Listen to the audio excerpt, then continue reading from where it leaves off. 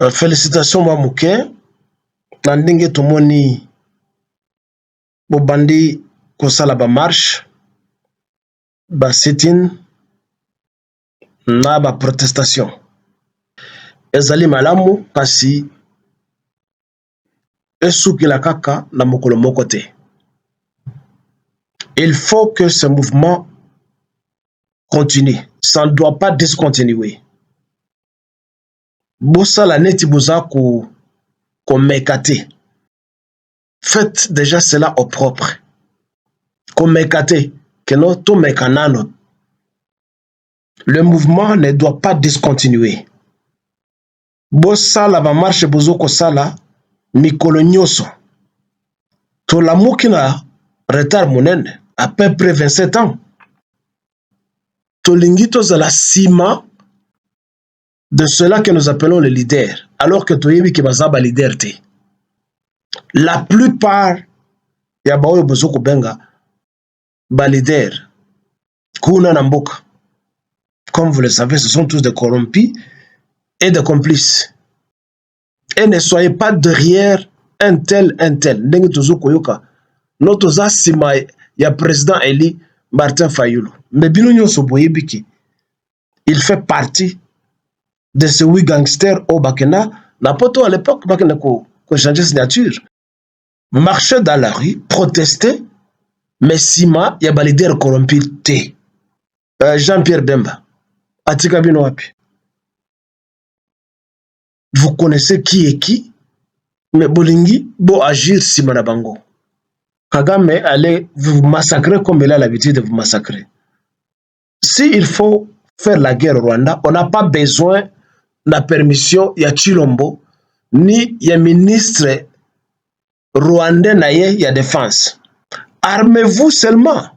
Bokota à ceux qui boibi esika ba dépôt ya ba armes ezali ya ba policier to ya ba soda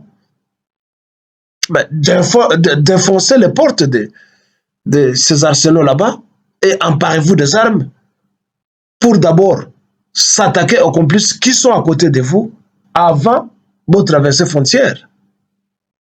Bitumba et Bana d'abord Namboka parce que les occupants sont au pays. Les occupants ezali biso ba corrompus da ba complices congolais. Toba na kobuma bango. Bitumba to salango Namboka boyebi qui sont corrompus. Vous le connaissez. Vos soi-disant dirigeants sont corrompus. Bobanda d'abord koboma batoana, bobanda d'abord kotumba banda kona bango avant d'aller au Rwanda. Parce que Kagame est là au Congo.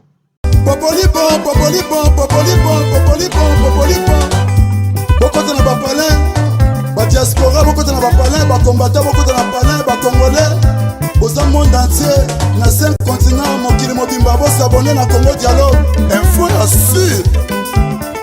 Et kopesa masolo, dialogue esengi boyokani, dialogue esengi bolingani, dialogue esengi tosangana, biso nyonso ba congolais toza na monde entier, to s'abonner na Congo Dialogue info. Esika nini bokomona mwana mwasi oyo aye na idéologie. Francine Ngembe.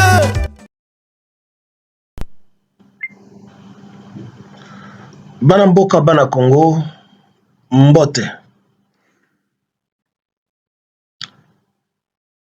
Félicitations Mamouké. Nandinge tomoni bobandi kosala ba marche, ba sit-in na ba protestation. Ezali malamu kasi esukila kaka na mokolo moko te. Il faut que ce mouvement continue. Ça ne doit pas discontinuer. Bosala neti boza ko mekate. On ne doit pas essayer. Comme on dit, la vie n'est pas un embryon. Faites déjà cela au propre. Comme mekate, que no to mekanano. Peut-être.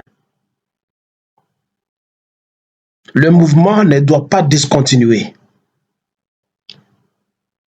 Bosala va marche bozoko sala mikolo nyoso. Ça c'est de 1. De 2. tolamuki na retard monene à peu près 27 ans. Retard ezali dit na nini? Ezali dit na corruption. Retard ezali dit na nini? Ezali dit dans le fait que tolingi tozala sima de cela que nous appelons les leaders, alors que toyebi ke baza ba leader te.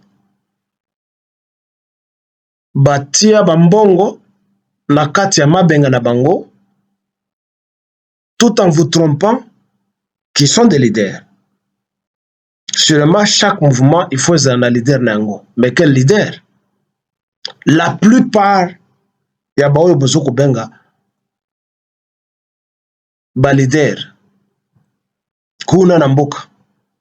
Comme vous le savez, ce sont tous des corrompus et des complices. Alors, bon mieux organiser entre bino et ne soyez pas derrière un tel. Ndenge tozo koyoka. Notre sima ya président Eli Martin Fayulu. Mais bino nyonso boyebiki. Il fait partie de ce oui gangster au Bakena. La poto à l'époque, Bakena ko changer signature, sponsorisé par Glencore. Dans la société multinationale Moussousou. Vous connaissez ça? Donc, marcher dans la rue, protester, mais sima, il y a des leaders corrompus. Vous étiez derrière Jean-Pierre Bemba, Atika Binoapi. Boyebi, les liens qu'ont les autres avec les occupants, avec les agresseurs. Les alliés mikolo na mikolo, nde ba combattants, ba protestants, ba répéta kabino bilokwana. Vous connaissez qui est qui, mais bolingi bo agir sima na bango. De trois,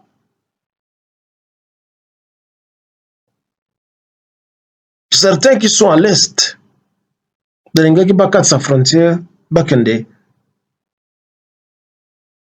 le paya Kagame, à Menu. Oui, Kagame allait vous massacrer comme il a l'habitude de vous massacrer. S'il faut faire la guerre au Rwanda, on n'a pas besoin de la permission de Chilombo, ni de ministre rwandais naye ya défense. Armez-vous seulement. Beaucoup de ceux qui boibi esika ba dépôt ya ba armes ezali, ya ba policier to ya ba soda, défoncer les portes de ces arsenaux là-bas et emparez-vous des armes pour d'abord s'attaquer aux complices qui sont à côté de vous avant de traverser frontière. Bitumba ebana d'abord Namboka parce que les occupants sont au pays. Les occupants ezali biso ba corrompus dans ba complices congolais. Toba na kobuma bango. De un, de deux, tournons les armes contre ceux-là qu'on appelle les officiers rwandais qui ne sont même pas des officiers.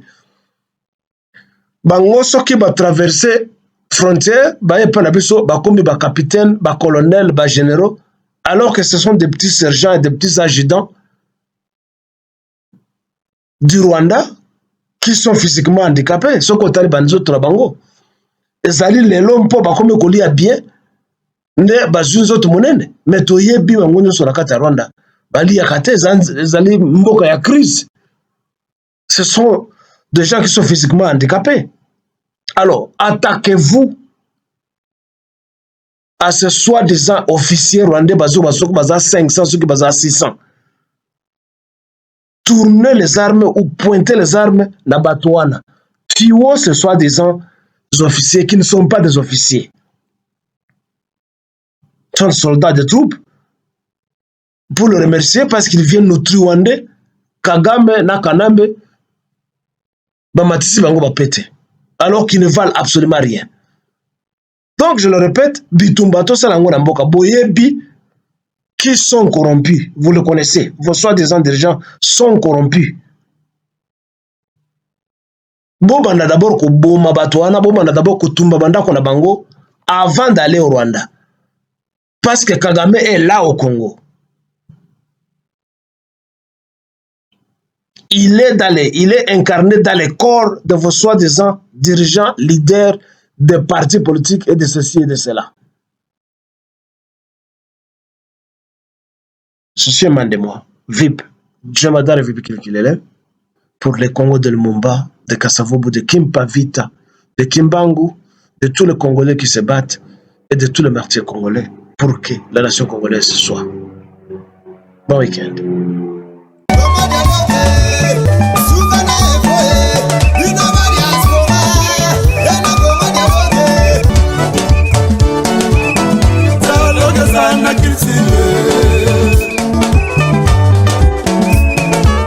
Oye na société belé boyokana eza te tokóma na bafoye ndenge moko papa na mama dialogue eza te ekóma lobi mwana abimi faser akimi ndako mwana akomi na balabala mwana akomolala na wenze mpo nini dialogue eza te na bafoye omoni lelo mindele basanganaki basali ero mbongo ekomi makasi mpo na dialogue nde esali dollar lelo esala makasi dialogue nde esali lelo livre sterling ezala makasi yango moni dialogue eza nécessaire na vie na biso dans tout ça dialogue eza unitaire tchachikicha Congo dialogue tosaboni biso nyonso na Congo dialogue sérieux te